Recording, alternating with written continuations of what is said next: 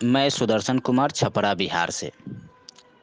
मेरे साथ में हैं सुधाकर जी वैशाली से, दीपक जी बक्सर से, कुणाल जी समस्तीपुर से, जीतू जी चेन्नई से, अशोक जी, साक्षी जी वैशाली से, आर्यन जी पटना से तथा रेणु जी।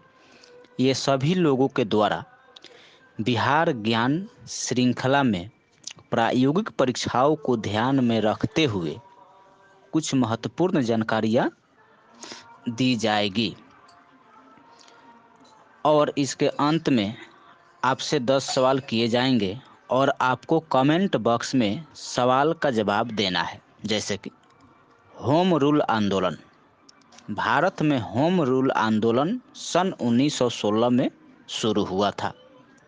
श्रीमती एनी बेसेंट के नेतृत्व में मद्रास तथा बाल गंगाधर तिलक के नेतृत्व में पुणे में होम रूल लीग की स्थापना की गई। इस वर्ष भारत को स्वशासन का अधिकार देने के लिए केंद्रीय विधान परिषद के 19 सदस्यों ने ज्ञापन दिया था। इस ज्ञापन पर हस्ताक्षर करने वाले में मजहरुल हक भी शामिल थे। 16 दिसंबर 1916 को पटना में मजहरुल हक के नेतृत्व में एक सभा का आयोजन हुआ, जिसमें पटना में होम रूल लीग की स्थापना पर विचार विमर्श किया गया। आगे की जानकारी अशोक जी देंगे। धन्यवाद। 1916 में भारत में होम रूल आंदोलन प्रारंभ हुआ। श्रीमती एनी बेसेंट के नेतृत्व में मद्रास तथा बाल गंगाधर तिलक के नेतृत्व में पुणे में होम रूल की स्थापना हुई। इसी वर्ष भारत को स्वशासन का अधिकार देने के लिए केंद्रीय विधान परिषद के 19 सदस्यों ने ज्ञापन दिया। उन्होंने इस बात पर बल दिया कि भारत में स्वशासी संस्थाओं का इतिहास बहुत पुराना है और होम रूल के माध्यम से देश में स्वशासन और स्वराज्य के लक्ष्य को संवैधानिक तरीकों से हासिल किया जाएगा। इस पर हस्ताक्षर करने वालों में मजहरुल हक भी शामिल थे। 16 दिसंबर 1916 को पटना में मजहरुल हक के नेतृत्व में एक सभा का आयोजन हुआ, जिसमें पटना में होम रूल लीग के स्थापना पर विचार विमर्श किया गया। इसी सभा में बिहार में होम रूल लीग की स्थापना हुई, जिसके अध्यक्ष मौलाना मजरूहुल हक बनाए गए। अन्य पदाधिकारियों में नवाब सोहराज हुसैन और चंद्रवंशी सहाय मंत्री बने। मुजफ्फरपुर में होम रूल लीग की स्थापना जानकी प्रसाद ने की। 1918 में श्रीमती एनी बेसेंट ने 2 बार पटना की यात्रा की। 18 अप्रैल और 25 जुलाई को होम रूल लीग के सदस्यों के साथ संवैधानिक सुधारों संबंधित प्रस्तावों पर विचार विमर्श किया गया।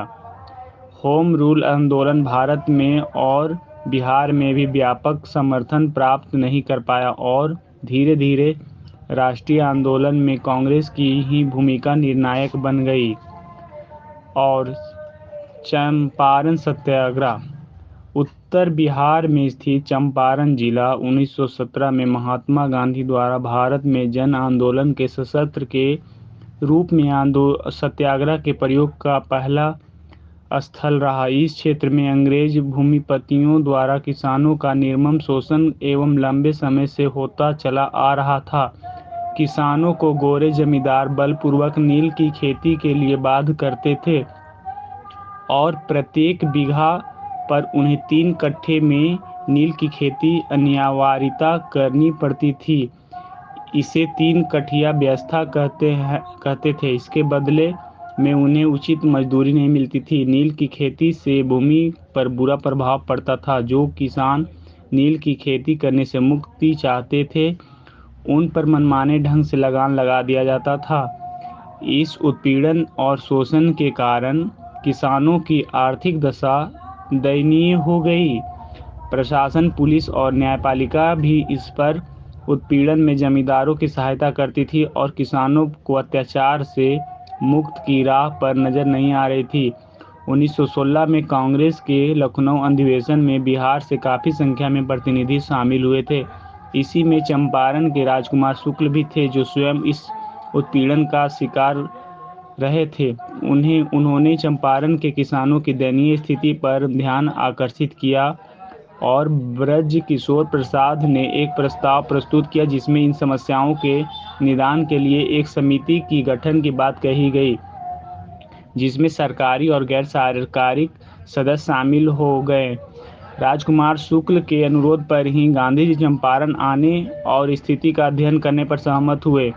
अप्रैल 1917 में गांधी जी पटना और मुजफ्फरपुर होते हुए चंपारण पहुंचे। स्थानीय प्रशासन ने उनके आगमन पर रोक लगाने का निर्णय लिया और गांधी जी को कानून विरोधी आचरण के लिए गिरफ्तार कर उन पर मुकदमा चलाया गया। गांधी जी ने शांतिपूर्ण प्रयास का अनुचित ढंग से दमन करना सरकार के लिए भी कठिन सिद्ध हो रहा था। उधर गांधी जी की लोकप्रियता निरंतर बढ़ रही थी। अंततः बिहार के उपराज्यपाल एडवर्ड गैड ने गांधी जी को वार्ता के लिए बुलाया और किसानों के कष्टों की जांच के लिए एक समिति का प्रस्ताव रखा, जो कहलाई चंपारण अग्रयन कमेटी।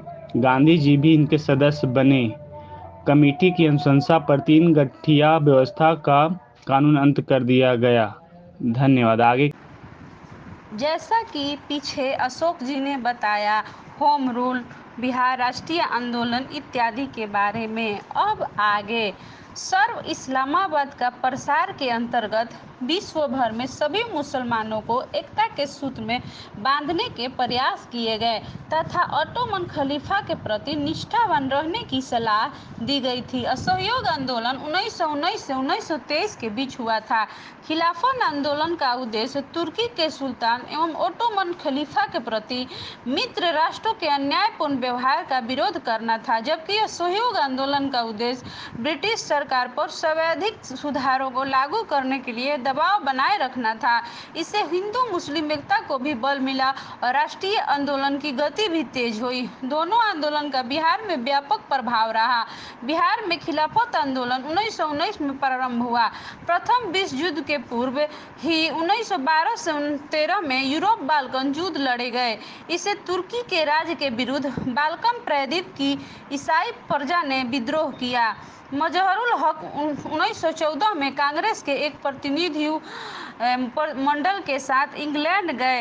नवंबर 1919 में गांधी जी ने सर्वे की संधि के विरोध फैसला किया। 19 मार्च 1920 को सारे बिहार में मुसलमानों ने हड़ताल की। भागलपुर, मुंगेर, आरा और मुजफ्फरपुर में इसका व्यापक प्रभाव रहा। अप्रैल 1919 में खिलाफत आंदोलन के प्रमुख नेता मौलाना शौकत अली पटना आए। अप्रैल और मई के बीच मजहरुल हक ने बिहार के अनेक नगरों की यात्रा की। 15 और 16 मई को फुलवारी शरीफ में मुस्लिम उलेमा का सम्मेलन हुआ, जिसमें सरकार से असहयोग का प्रस्ताव पारित हुआ। ऐसे ही प्रस्ताव बिहार प्रदेश कांग्रेस कमेटी और बिहार प्रादेशिक सभा ने भी पारित किया। अगस्त 1919 को पटना में आयोजित सभा ने नूरुल हसन ने प्रांतीय विधायिका से त्याग पत्र दे दिया। फुलवारी के शाह बुद्दुद्दीन ने शम्सुल उलेमा की उपाधि त्याग दी और शाह सुलेमान ने अवैतनिक दंडाधिकारी का पद त्याग दिया। असहयोग आंदोलन का प्रस्ताव भारतीय राष्ट्रीय कांग्रेस के कलकत्ता अधिवेशन में सितंबर 1920 में पारित हुआ, मगर इसके पूर्व ही बिहार में असहयोग आंदोलन का प्रस्ताव पारित हो चुका था। जून 1918 में मॉन्टेग्यू चेम्सफोर्ड रिपोर्ट प्रकाशित हुई, जिसमें भारत के स्वायत्त शासन संबंधी कुछ प्रस्ताव रखे गए थे। धन्यवाद। जय। मैं दीपक कुमार। जीतू जी ने बताया जून 1918 में मॉन्टेग्यू चेम्सफोर्ड रिपोर्ट। इसके आगे जनवरी 1920 को गांधी जी और अली बंधुओं ने वायसराय से भेंट कर खलीफा के प्रति वचन भंग के प्रश्न पर ध्यान आकर्षित कराया। 1920 में ही मौलाना मोहम्मद अली इंग्लैंड गए और प्रधानमंत्री लॉर्ड जॉर्ज के समक्ष इस प्रश्न को उन्होंने रखा, मगर उन्हें निराशा हुई। उसके बाद बिहार में असहयोग आंदोलन 1920 में प्रारंभ हुआ और 30 सितंबर 1921 को मजहरुल हक ने सदाकत आश्रम से दी मदरलैंड नामक एक अखबार निकालना शुरू किया, जिसका उद्देश्य राष्ट्रीय भावना का प्रसार, असहयोग कार्यक्रम का प्रचार और हिंदू मुस्लिम एकता का उपदेश देना था। 5 फरवरी 1922 को चौरा चोरी कांड के फलस्वरूप गांधी जी ने आंदोलन स्थगित कर दिया। उसके कुछ समय बाद यानी कि 10 मार्च 1922 को गांधी जी गिरफ्तार कर लिए गए और 26 जुलाई को मौलाना मजहरुल हक को भी मदरलैंड में प्रकाशित एक लेख के कारण गिरफ्तार कर लिया गया। इसके आगे की जानकारी रेणु जी, जो कि जीना बिहार से हैं, वो बताएंगी। धन्यवाद। जैसा कि दीपक जी ने वायसराय और असहयोग आंदोलन के बारे में बताया, अब इसके आगे मैं रेणु शर्मा जीना बिहार से बताऊंगी। मुसलमानों द्वारा सभी धार्मिक और सामाजिक मामलों में सरकारी संस्थाओं की सहायता के बिना निर्णय लेने और इसका समाधान करने की व्यवस्था की गई थी। असहयोग आंदोलन में भागलपुर जिला के दीपनारायण सिंह, मुंगेर जिला में मोहम्मद जुबैर एवं मुजफ्फरपुर जिला में मोहम्मद शफी ने महत्वपूर्ण भूमिका निभाई थी। 1922 में कांग्रेस का अधिवेशन बिहार के गया नगर में हुआ था। इसके अध्यक्ष देशबंधु दास थे। इस अधिवेशन में कांग्रेस द्वारा विधायिका में भाग लेने या इसके बहिष्कार को जारी रखने के मुद्दे पर बहस हुई थी और निर्णय बहिष्कार के पक्ष में हुआ था। फिर भी कुछ प्रमुख नेता जैसे मोतीलाल नेहरू, चित्तरंजन दास आदि विधायिका में प्रवेश करने के पक्ष में थे। इन्होंने स्वराज दल का गठन किया। बिहार में स्वराज दल का गठन फरवरी 1923 में हुआ था। इसके प्रथम अध्यक्ष श्री नारायण प्रसाद बने और इसके सचिव अब्दुल बारी बने। 2 जून को पटना में इसकी आरंभिक बैठक हुई। नवंबर 1923 में विधानमंडल के हुए आम चुनाव में विधानसभा के 8 एवं विधान परिषद के 10 स्थान स्वराज पार्टी को प्राप्त हुई। स्वराज दल का विशेष प्रभाव बिहार पर नहीं पड़ा। दिसंबर 1920 तक बिहार में इसकी विफलता स्पष्ट हो गई। इससे आगे की जानकारी आपको कुणाल जी देंगे। धन्यवाद। मैं साक्षी सभी तथ्यों से संबंधित कुछ क्वेश्चन बताने जा रही हूँ, जिसका आंसर आप लोग कमेंट बॉक्स में दें। क्वेश्चन नंबर 1, भारत में होम रूलिंग आंदोलन कब से प्रारंभ हुआ? क्वेश्चन नंबर 2, गांधी जी चंपारण कब पहुँचे? क्वेश्चन नंबर 3, किस कमेटी की अनुशंसा पर 3 कठिया व्यवस्था का अंत कर दिया गया? क्वेश्चन नंबर 4, दमनकारी कानून की पुष्टि सरकार ने किस एक्ट से कर दी? क्वेश्चन नंबर 5, यूरोप में बाल्कन युद्ध कब लड़े गए थे? क्वेश्चन नंबर 6, शांति समारोहों के बहिष्कार का आह्वान कब किया गया? क्वेश्चन नंबर 7, मौलाना मुहम्मद अली इंग्लैंड कब गए? क्वेश्चन नंबर 8, द मदरलैंड अखबार कब से निकालना शुरू हुआ? क्वेश्चन नंबर 9, बिहार में स्वराज दल का गठन कब हुआ? क्वेश्चन नंबर 10, पटना स्वदेशी लीग की स्थापना कब हुई? धन्यवाद।